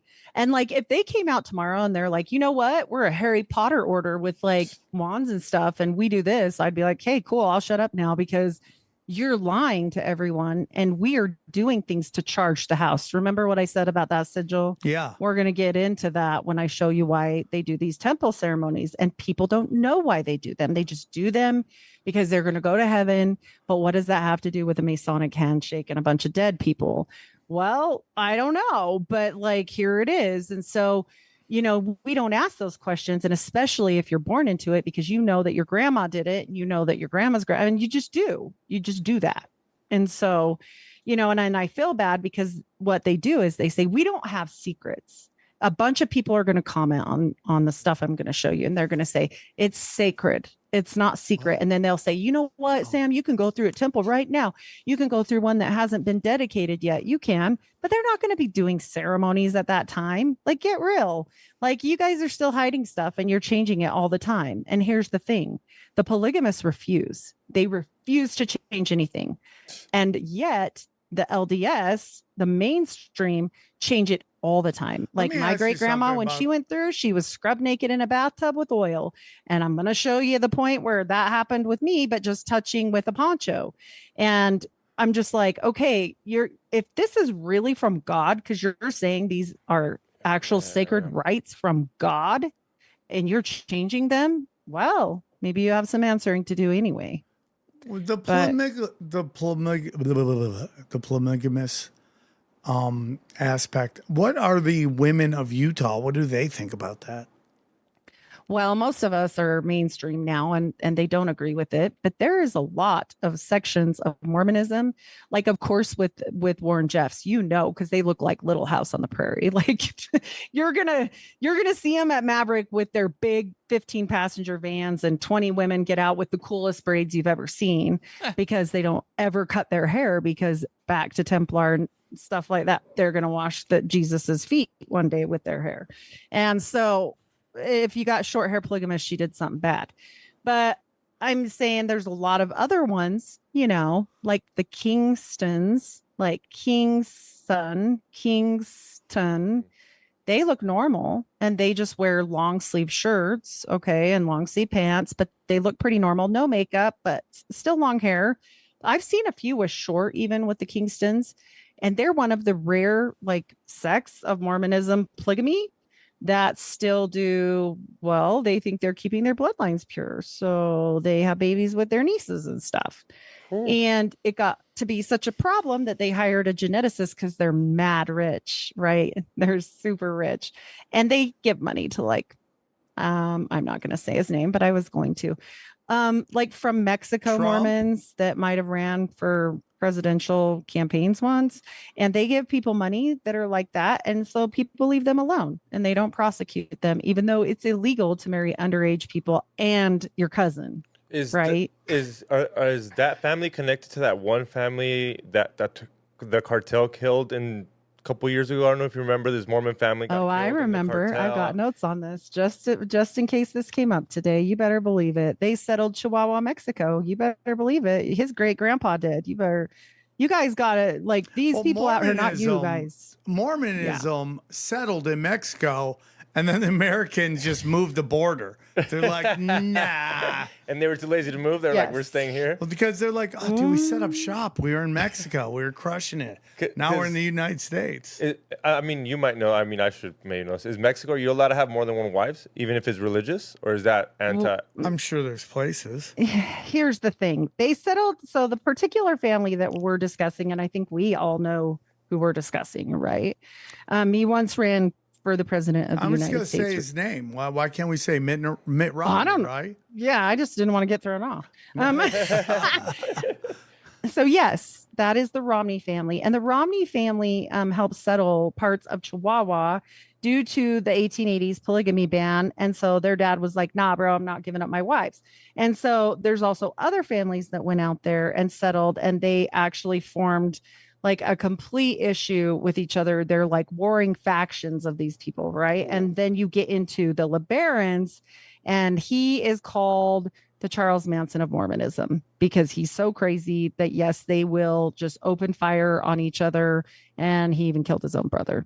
So Field and McCoys, dude. That's what this is. Yes, yes, 100%. It is. They started different factions of the same church. Like he called his the Church of the Lamb of God. He had 13 wives and 51 kids. He was born in 1925. And the funny thing is when you start talking about these people, like it still runs into today. Like, you know, when you talk about the LeBarons, okay, you ever watch Sister Wives? Yeah. Well, Christine is from this family. That is her grandpa. So, you know, when we're talking about this stuff, you know, he still ran everything from prison. He got arrested for the 4 o'clock murders, and they were completely involved in that drug shootout that happened. Yes. So, wow. Yeah. And as far as Romney goes, he worked for Bain Capital. He worked with one of the most famous people from the Howard Hughes situation, his son, Robert Gay. And he was like completely... Was his last name Gay or was he gay? No, his last name is actually Gay. You know what makes me laugh the most in Mormonism? I can't believe people keep that last name. Can we change it? Gayson or something like that? Gayson, a little better. A little better. It's not that. Yeah, so I said not that much better. Gayson. When you go to church, they call him Brother Gay. Brother Gay. Brother Gay. You know, he loved school, high school. Oh gosh. Yeah, it's so bad. And I mean, we're talking about, you know, they worked together tight, and they were doing all these microloans. And then what they would do is they would get these big companies to like go in with this loan and get all these investors, right? And then they would take over the company, and then the company would be like, we can't pay it. Kind of like a check loan, basically. They're the check loaners of like the business world. But guess who one of their first investors were? Who? Robert Maxwell. Yep. Wow. So it gets weird all over the place. And when the Bain Capital situation was going on, this Robert Gay was in the Quorum of the 70, which is super important. And actually, after everything happened, because his 14-year-old daughter in 1996 went missing because she went batshit crazy, probably because there was a lot of accusations there. And I'm not going to go into that because they're just accusations. Yeah. She took off on a drug bender, and it looked really bad on the church. And so they parted ways, and Gay moved away from that. Whereas Romney went ahead and was like forming groups in El Salvador of drug dealers with like the De Solo family, and they're disguising it as coffee. And it's just a whole thing. Like there's so much, like it gets bad. So they basically split their ways because the daughter went crazy and they had to close it down for a while. And Bain took over companies with existing loans and used the bank takeovers, like I said, until that happened. And then he gets close with like the Carlyle group and the Bin Ladens. Oh, yeah. I mean, that's the whole story. The Bin Ladens were part of the Carlyle group. And the night before 9/11, they give them an award. Yes. I mean, dude, you can't write this. This would be thrown out in the Hollywood script going, nobody would believe that. Right. And nobody does. They say I'm mentally imbalanced. Yeah, that's true. And I'm telling lies. And I'm like, look, I didn't even want to know most of this stuff. Like most of my deep dives are like this. Hey, did you know about this thing? And I'm like, that's a lie. That's a lie. And then I go look it up and then I go down a rabbit trail and it's just bad. And down the hole I go. And it's just, you're just trying, like at first, honestly, I was just trying to prove everybody wrong. It just all ends with occult and pedophilia. Yeah. Yeah. Well, and secret societies, because all of them infiltrate all of them. Like you have to know there's like specific secret societies here that, like the Alta Club and all these different clubs that directly tie in to the Federal Reserve, like I was telling you. And that guy, the communistic William Godbey, he's the one that was the godfather to Heber J. Grant. And his mother worked for Heber J. Grant. And Grant is the one that said he would give anything if they would promise anything, period, to Governor Lynch to start a Federal Reserve branch here in Utah. And so they did. And this is where things, I say, become it's a new church then. It's a church of money and CIA people. And it's so deep, dude. It is so fucking deep. So that guy that I told you about, this Heber J. Grant, he's young at this time and they get the Federal Reserve here. But guess what? Later, he becomes the prophet, seer, and revelator and president of the church. So that's the highest position you can get. They just install people. Yes, they do. And they are chosen. And if you want me to prove that, like there's Rotary Club stuff, there's John Birch Society stuff, there's Nazis, Permandex goes into them, like so many things. There's when Nazis I in the started Mormon looking, church? I just was like, this is like, you're right. And I think the day that I found it out, I kind of had like a panic attack. And I'm trying to tell my husband, I'm like trying to unload all this on him. And he's like, whoa, right? He's like, I mean, I'm an ex-Mormon, but are you okay? Like, do you need to see a doctor? Like, what is happening? And I'm like, trying to tell him about the Nazis? I was telling him about the Nazis and Bain and the John Birch Society and racism and blah, blah, blah. And he knew some of it, but not all of the things. And he's like, are you okay? And I'm like, no, it's everybody. Like, it's everybody. And the Maxwells and Onassis, because I do this whole thing on the Mormon Mafia. And I was like, it's never going to stop. Like I've already done 4 installments of that series on my channel and they're hours long. And most of the stuff people are like, she's just full of shit. And I'm like, I wished I was full of shit. Yeah. I wish I was wrong. It'd be a better place. I mean, it makes you sad kind of because you grow up thinking it's different, I watched this video on Gnosticism the other day, and I'm not saying what is right and what is wrong, but they were talking about the demiurge, right? You had this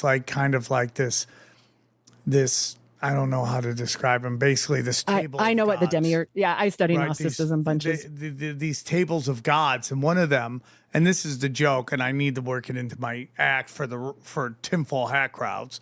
But basically, Sophia was the feminine energy of the universe, and the joke is that she was the first feminist. And she's like, I don't need a man, right? And she's like, I'm going to create my own life. And she creates the demiurge and instantly realized she made a mistake. Sounds like single mother. Made a mistake, right? And but the demiurge doesn't know about the table of God, like the panel, the higher committee of gods, thinks he is God. And according to Gnosticism, creates the material world and the archons to manage it. And so Sophia gives divine spark to basically the spirits that were trapped in this thing that the demiurge created. And the demiurge hated it so much, his whole goal has been to basically eliminate the divine spark. And I don't know if that's right or wrong, but man, that lines up with the world we live in right now, right? Like just these mass murders that are happening, war, all that stuff. Well, they're always trying to I mean, I think it all goes back to Babylon, to be honest. Like, look at every time they do this to people, they're always brown people, usually. No, 100%. Like, I think that, Hitler, if you know about what he was doing, I mean, the eye teeth measuring, a whole bunch of other things, the occultism, right? They're trying to make a super race, and they think, there's fallen angel blood. And I'm not against that thought. I actually entertain it a lot. But I just wonder, like, is this the sacrifice of the real Adam, right? Because they say Adam is from the dirt, and therefore his name Adam means ruddy of the earth. And so it makes you wonder, like, are we just going back to like Baal sacrifices here with this stuff? I think 100%. If you look at the, excuse me, if you look at the death of all those kids in Texas in the flood, I mean, they're all Christians. I mean, that seems like a giant sacrifice. There was a lot of political people involved in that one too. And so, I mean, that's what they do. War. I was watching this video from the I forget the name of the website. I did some premium content on it, but they were just basically saying the Romanovs were one of the 13 families of Russia, and they used war as sacrifice. I mean, it fits. Like, honestly, we know that, a lot of these things are pure sacrifice to whatever God they believe. I mean, it wouldn't surprise me, not a bit. And it's sad. Yeah, for sure. For sure. 100%. The children of Hawaii that are missing, that's a sacrifice. Man, it's so crazy, dude. It is so crazy. You think, on another note, Hawaii's in trouble right now. The whole tsunami. Yeah. I wonder if that's a whole nother tsunami. Like, there's tsunamis come. You're like, okay, where am I going? What am I doing? If it comes, let's just wrap it up. You just get in a boat. That's the only thing. You're ready to go. Yeah, You're good. I mean, I dream of sometimes just learn to do a submarine and just putting it in the backyard, and when like the big flood comes, boat would work too. Well, then you got to call Ghislaine so she can teach you to drive it. It's just a little. As long as you're far enough, it's just a little. It's nothing in the ocean. Yeah. It's just once it comes to land, it starts to get pushed up, and then it goes. Yeah, that's where you get in trouble. But if you get a boat and you just get out far, like a little bit, you're fine. To Johnny's point, the people that were in Hawaii at the time that this was announced, it was funny. They left some cruisers there. They're like, "Yo, we gotta go. We gotta get out off of land." So. They went out to the middle of the ocean. I see. Like a cruise ship did. Mm-hmm. Yeah. No they left a bunch of people there. So they went out. They were like that. Peace out. Where it's safe. That's why we need a boat. Bad. We gotta get a boat. But no, I think it's true. I do. Like, we know weather manipulation is a thing, and that's not just because we're on tinfoil hat. It's real. Like, if you Google that right now on normal Google, it will tell you so. And so, this has always been magic in my mind. I see so much that's alchemy and magic and occult, will quote unquote occult, like, I don't know what else you can call it, practices. And I'm not saying all magicians are evil, but a lot of them are. Like, they are. We don't know their agenda. Yeah. They worship these fallen angels and these archons. Okay. Stop listening to us, dude. I heard archangel. Yeah, I heard fallen angels. Like, I gotta listen. I gotta tell Mark Zuckerberg what this. I gotta tell Tim talking about me. He's talking. Speaking of fallen angels, or angels in general, Joseph, when he would refer to himself, which is why I think he actually did speak to something, he started referring to himself as Barakael. So. Jeez, dude. Very interesting when you look into things like that. Do you know the God of Mormonism, his name is Elohim? Mm-hmm. And people will say, well, that's just an old Hebrew name of God. I'm like, yeah, do your research, though, because it's also a name of multiple gods or anything outside of the realm of existence of reality where we supposedly are. And it could be a fallen angel, a regular angel, a spirit, God. It could be a lot of things. So, what do you think the true name of God is, or the true name of Jesus? They said the true name of God, the Father, because they don't believe it's a separate person, is Elohim. They also don't, I'm going to say this delicately. They also say and have quoted in multiple conferences by prophets that Jesus was created just like any other man with passions and pleasure. Damn, dog. So we're not talking about Virgin Mary. You're just shooting everybody. And they're going to come for me for that one too. Oh, they never said that. Yes, they did. Look it up in General Conference. It has been said many times. But anything that the Mormon Church has like that, that's like, oh, I wish that prophet didn't say that. They'll do a couple things. They'll first say, well, Heidi, the prophet is just a man. Right. But he's talking to God. Okay, wait. When he's the prophet, he's talking to God, and those are God's words. But maybe he wasn't profiting that day. Maybe he wasn't a prophet in the mood. He just had a bad day, like a comic had a bad set. Yeah, it just was a bad set. Yeah, like Brigham Young. Like, okay, this is my favorite one that they took away from Brigham Young. If you find your wife in bed with a black man, better to run him through with a sword than let either one of them live. And if you ever have a child or yourself have one drop of black blood in you, you can never have the priesthood. So, well, I mean, like if you're studying Israel right now, they had that ship trying to get them food, and they're talking about how everybody on the ship was just isolated, and then the one black guy that tried to lead the unionizing of Amazon, they took him aside and they tortured the shit out of him. Fuck. I'm telling you, like, it is not the curse of Cain for the Mormons. Brown people are different than black people for the Mormons, and there's been many very bad things said. But they love to pay them $6 million to play basketball at their college. Well, only until 1978. 1978, they finally said that the black man could come to heaven too. What? So, what? Just to help the sports, to be clear. Just literally. Yeah. So they're paying this kid $6 million to play basketball this year. The Bonsa, yeah. Yeah, you think they're going to invoke that rule? You can't hook up with anybody on campus?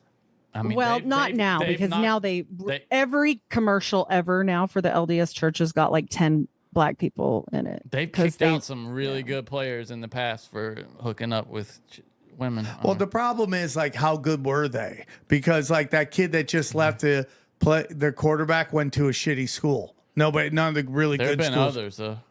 We'll see, dude. Yeah, I mean, I don't think that. No, I think the Bonds they'd figure it out. They're like, okay, these ones you can hit. Yeah. Okay, well, it's okay now. Now they push that it's great. But I don't know if you know the story. It's okay for them to have premarital relations. Is that what you're saying? No. Oh, that's what we're talking about. We're talking about they kick out players for premarital sex in their sports programs. But they got the. Well, that's only if they find out. Yeah. They got the #1 recruit. Like, here's what's going to happen with that kid. If he goes there and he's not instantly a star, they're going to have one of these chicks going to be like, that's brilliant. Yeah. We hooked up. You're out. Goodbye. I wonder if they put that in his contract. Oh, they do. They put all kinds of stuff in their contracts like that. And just FYI, if he comes to Utah, he's in all kinds of trouble. He has no idea. The women out here don't see that many black people. And it's like the best wine. It's like he's going to get attacked. 100%. When I went to college, they were called Jack Mormons, and they were great. Are they welcoming? Like, even though they want to be like diverse? Listen, when I do episodes like this, I go, oh, the people of Salt Lake are gonna hate me, but I love Salt Lake. I go there all the time to do stand up, and it is wonderful. They do laugh. Well, and here's the thing: basically, everything I'm telling you today is old news. This is like old. This is all back in the day. You remember when we were did you go with me to Utah? I've been a couple times Salt Lake, but we were doing a show and there was a bunch of like gorgeous like 30-year-old women there. Yeah. And all they wanted to do was hook up with the Samoan guards. I mean, they were all over them. Like, they were over us, and then boom, they saw Samoans. They're like, oh, that's even darker. Let's go. No, it's real. It's a thing out here. Like, they are a rare commodity, and they are definitely revered. And now the church even pushes it because now it's okay. So, and what's really funny, until 1978, they were. Do you know the story about why people are black in the Mormon church? Oh no, why? No, it's fun. It's not about the mark of Cain. So they believe that all of us live in something called the premortal existence, and that we chose all of our problems and our parents and all of the things we go through here. That's all your fault, just FYI. And then we are up there as these spirit children waiting to come down and jump in the body, kind of like Scientology there. But so they're waiting to come down to heaven, and everybody's chilling there. And then Jesus and Lucifer were brothers, and they got in a fight. And Jesus wanted to give people like free will to choose, and Lucifer wanted to force them. So there was the war in heaven. And then, the people that didn't decide, they were like, oh my gosh, who do we follow? Like, I don't know. They're both great. Like, what do we do? Those people were called the fence sitters, and that's why they're black. Whoa. It's like, well, not now, but before 1978 was one of the worst things you could do to mix your blood with a black person. And those Kingstons I was telling you about that believe their blood is the actual blood of Jesus Christ, they don't mix blood at all. And they don't give a shit that what you is say. Crazy. There's this notion that 23andMe is all about trying to find the descendants of Jesus. Ooh, I didn't think about that. I sort of believe that. So have you ever seen the granite genealogical vault? No. Well, let me tell you. So this 23andMe thing, this happened on the day that Diddy was arrested. Every single person on the board of 23andMe quit on the same day.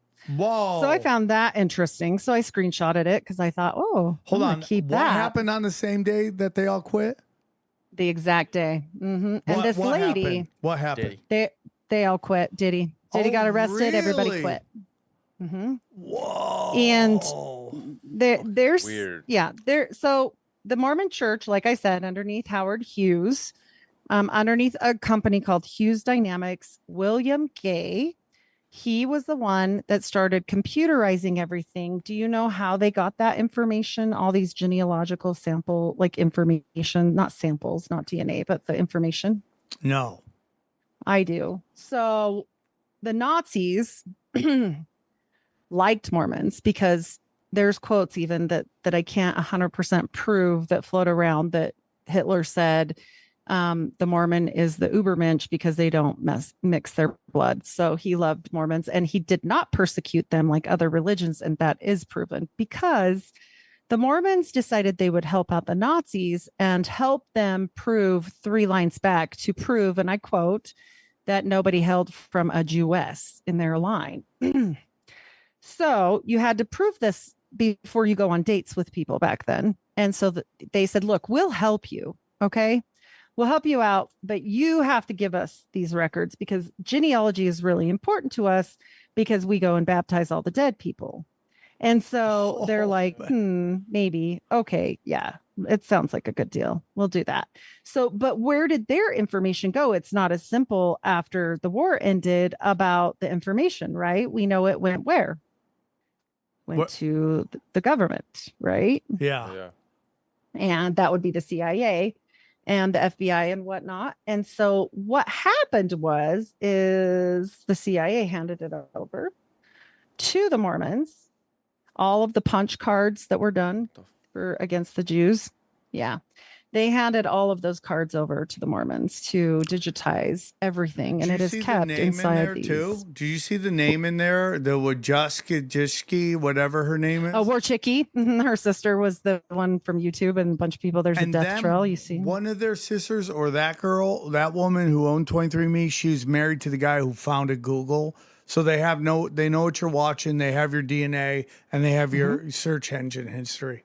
Well, and her sister was over YouTube, and she died 2 months before that happened, and her son died like in February of that year. Yeah, so what I got from that is that even the masters of mankind will be sacrificed. They will screw you in these giant psyops.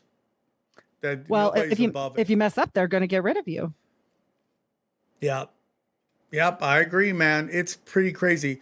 Well, listen, I enjoyed this. Why don't we set up a second interview to get you to come on and talk about Mafia, the Mormon Mafia, in greater detail? Because there's a bunch of stuff I'd love to talk to you about. Absolutely. Can I tell you 3 more things before we go about this building right here? Yeah. And the IBM. So just so people know, Mary Maxwell Gates worked for IBM, and she gets skipped over a lot. She was not technically on their payroll because she was on the board of IBM, and she's the one that facilitated all of this.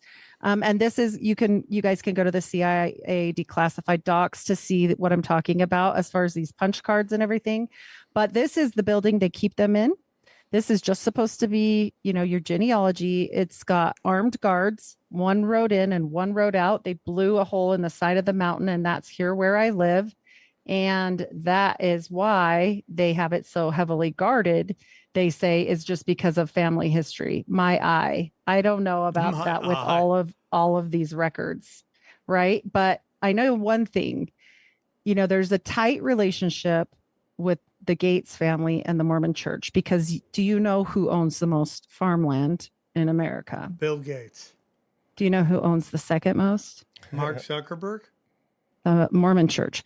And the Mormon Church, their number one stock portfolio, because you can find out fascinating things like about who people support with their little stocks, right? If you're a really rich person, their number one holding is Microsoft.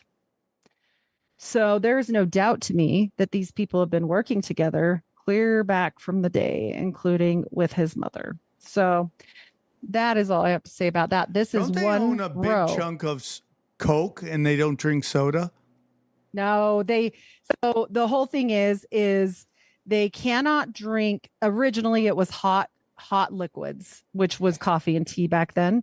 And then I kind of feel like that came from, they're also not supposed to eat meat all the time. They're supposed to be like mostly eating vegetables. It's like this whole clean eating thing, but none of them do it. They're all addicted crazy to sugar. And they are one of the first people to manufacture beet sugar, which is horrible for you, and had all of their products shipped all over with the railroad that they helped build, because the railroad finished up here in Utah at Promontory Point. Whoa. Yeah, it gets, they're so intertwined with the government at this point that, it's a hard sell for me to believe anybody at the upper echelon isn't in on this, basically. And then one day I'll show you too about like the Mormon garments and the ceremony. I'm pretty sure we could fit it in on that second piece too, because it's weird. It's very occultic. So occultic, dude. It's just crazy times. Crazy. But yeah, it was fun. I had a blast. I would love to talk to you about the Mormon we'll definitely Mafia. set it up. You know how this show was great because it just flew. Yes. That's how you know. I had a You were blast. never on the screen, by the way. Do you know that, right? I don't care. Yeah, no, it's not a problem at all. I wanted to show you the things like so you could see, because the stuff I'm telling you is really weird. Okay. So real quick, one more time, where can they find you? Thank you so much again for having me on, and I'm so happy to have met you all and had a fun time. So I am Heidi Luv. I'm of the Unfiltered Rise. I'm everywhere podcasts are served. I do have my own website, unfilteredrisepodcast.com. If you don't like pod chasers, I do want to say I am on YouTube. I'm only on there once a week. You're going to find probably 3 drops a week on my Spotify because YouTube keeps dinging me. So yeah. Well, I think you're great. I love what you're doing. And I'm glad you started a show and you have an open door to come back anytime you want. And I thought this was great. Thanks for coming on the show. Let's break down the episode. All right, let's get into it. What did you guys think of Heidi Luv? She makes me want to meet more Mormons. Dude, really? That's what you got out of that? Yeah, she's a good Mormon.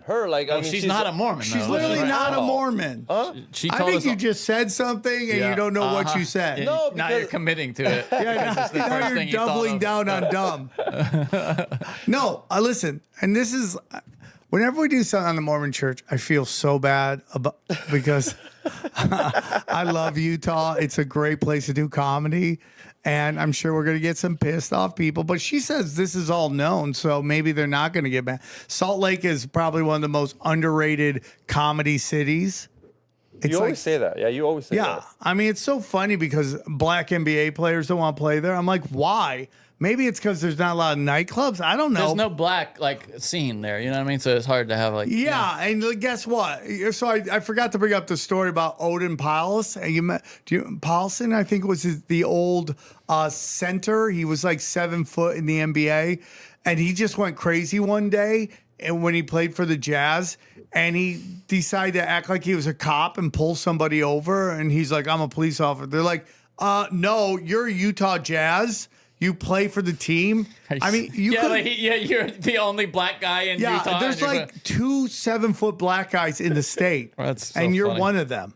Same with Karl Malone, dude. He couldn't stay out of trouble when he was in Utah. Well, you know what's And so before, funny is like and now after. everybody hates Karl Malone. Yeah, finally. This story comes out about him and like the 14-year-old or the 15-year-old, and now he's like getting even Wemby was like shit talking him on the internet, dude. I mean, it's kind of good. Like he now gets booed in Utah. They boo him. Imagine booing the mailman in Utah. They boo him. It's crazy. Again, it's like we gotta have Adam Green back. We have to have him back on. I feel like you reference him as much as anybody. Yeah, we should have him back on. Your on. mind a lot, but he's been talking about this at the deepest realms. Everything's gets into Kabbalism, and now she's talking about how there's all these Hebrew symbolism in all this old Mormon, symbols. I mean, it's so old, and it seems to be a source for so many of these things that it's kind of inevitable, right? It's crazy. So this is my battle, Johnny. Is like as you hear all this stuff as a Christian, do you dismiss it? What do you mean? Yeah. Do you dismiss energy work and all that stuff? Like as a Christian? Mysticism, all that stuff? Not your programming, but deep inside you. No. I think there's something to it. Yeah. I don't know if it's necessarily benign. I don't know. I might have a cost on the other end. I mean, a lot of this magic stuff has a cost. Do you know what I mean? Like, that's what I fear, is that there's some, you pay for it somewhere. On Yeah, the other end. I understand what you're saying. Do you say like, okay, would you say like manifesting something in a weird way might maybe give you some I don't karma know. at the I don't end? know. Possibly. Well, they do say that's the dark arts Satanist stuff. Yeah, I mean, I fear that. I think about. Yeah, I mean, to me, it's like prayer is enough. I've seen kind of how that works. You know what I mean? So why not do it in that construct? Is kind of how I feel personally. Like praying. It just seems like there's mysticism out there, and the question is it all negative? Is it all bad? Well, I think if you, here's my deep feeling is that, okay, so what you're describing, the kind of the, what do you like, the directed thinking and the kind of, you wouldn't call it magic. What do you call it? What do you call it? Mysticism. No, but when you sorcery, when you're trying to manifest things in your life, what do you call that? The ritual of that. What do you manifest?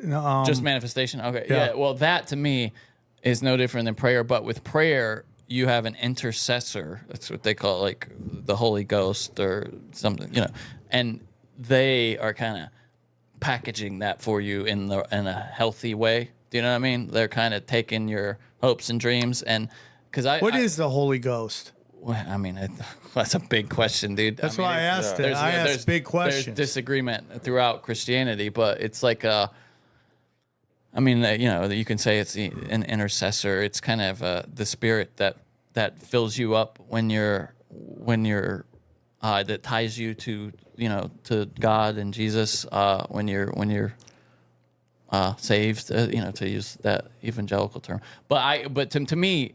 Through prayer, it's kind of like the safe version of doing that. Do you know what I mean? Yeah. So that you're not incurring that like karmic debt, possibly. Okay. This might be like a weird take on it, but do you also feel like you can't use it a lot? Like I remember when I got my DUI, I remember I was like, please God, please God, I don't really ask you for much. Yeah, I know what you mean. Like, come on, this would be the time where you can maybe, Yeah, but you did. I love that God's like dealing with like what's going on in the Congo and Palestine. He's like, hold on, what is XG asking for? I don't ask for much. That's what I was trying to tell him. I was like, I don't ask for much, dude. Like today would be a really nice day for you to like forget about what's going over there in Gaza. Have you gotten a DUI before? Mm-hmm. Yeah, like when I was like 18. And it was crazy because I blew over the limit, but I was underage, so anything over 000.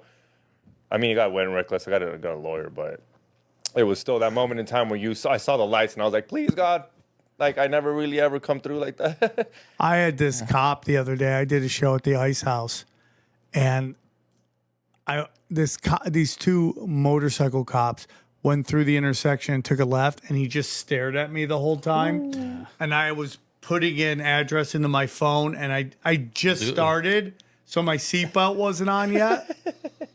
And dude, I just watched him take off, turn down the street, and I'm like, oh, he's turning around to wait for me. So I buckled my seatbelt up, and I literally drive like this, like elbows up like this on the steering wheel. Why? Just so you can see, I got both hands on the wheel. I don't have a phone. The most obvious guy. He pulled right behind me and followed me for blocks, and I'm just driving like this. You know, there's this. I've seen, now that I watch all these civil rights lawyer videos, there are these cops that think that somebody acting too straight is like a sign that maybe they're up to no good, muling. Like if you're going like right at the speed, right at the speed limit. Yeah, like there's this guy that pulls over people in like Texas, and the video of him is just hilarious. And he thinks he's got like this sixth sense. He pulls this guy. He makes the guy come sit with him in a car, just a normal guy driving who happens to be going the speed limit, and sits with him in the cop car and talks to him for like a half hour about how much time he spent in Iraq and how I can just kind of tell when somebody's got something with him. You know what I mean? And they bring a dog and do a fake hit on his car, and then he tells the guy with the dog before the dog tells him that there's drugs there. He's like, hey, this is the car we've been looking for, you know, on this big thing we've been tracking, you know. I can't say much about it, and it's not. It's just some guy. And there's nothing in it? There's nothing in it. No, and what a piece of shit. It's a lawsuit right now. But, yeah, and I think the guy got fired. But he thought he was just had like a sixth sense. And it really is just that fine. You remember, because the guy who came on and talked about Israel, and at the end, he kind of drifted off as we were hanging up on him. But he was like, yeah, cops kill blacks all the time. You're like, hang up, you know?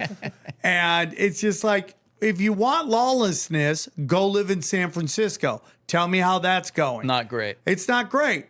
You also don't want cops overreaching. And I don't know what the answer is. It's hard to find.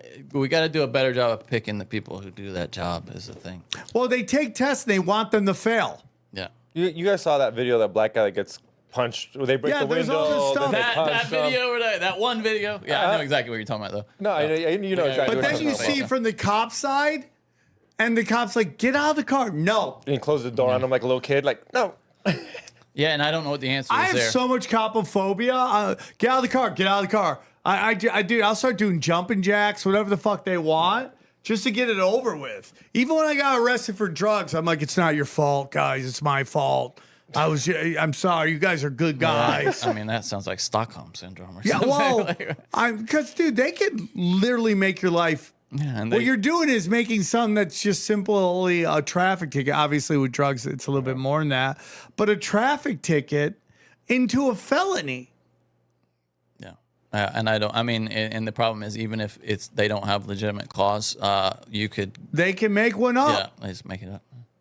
You know, there's a fine line. And I love the one. Can you get a warrant? You don't have a warrant for that. Oh, they can get a warrant.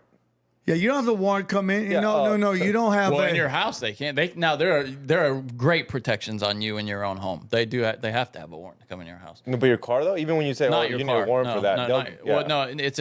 They have to have probable cause. They can stop you for traffic stuff, but then if they want to search your car, they have to have probable cause for that. Can't anything really be a probable cause? Can't Not you say really. No, smells it's like not weed? supposed to be. That can be probable cause for them to, like, they can bring a dog after that, I think, or something, or pull you out and like search you and stuff. But I don't know, dude. They all think. Well, not all. I won't say all. A lot of them think that they have some kind of sixth sense for it, and that's where they end up just pulling over innocent people because they're like, I know this guy's holding. I'm gonna find just a micro joint from 30 years ago that's in the back seat, and then they put you away. But even when they plant it, it's like, what scumbags? Yeah. I support cops. I mean, Of course, good cops I support. Not yeah, all 100%. Because we've seen what happens when the cops don't show up. It's just chaos. No, you don't want and that. And that's the whole Marxist thing. It's like they push it as, let's just, we're not going to arrest them because it's racism. And then maybe if we stop charging them all the time, they'll stop committing crimes. Like, no, they took them, what? We might want to do that and then come back to. Okay. Remember. Guys, real quick, as I do that awesome rant, go to samtripoli.com.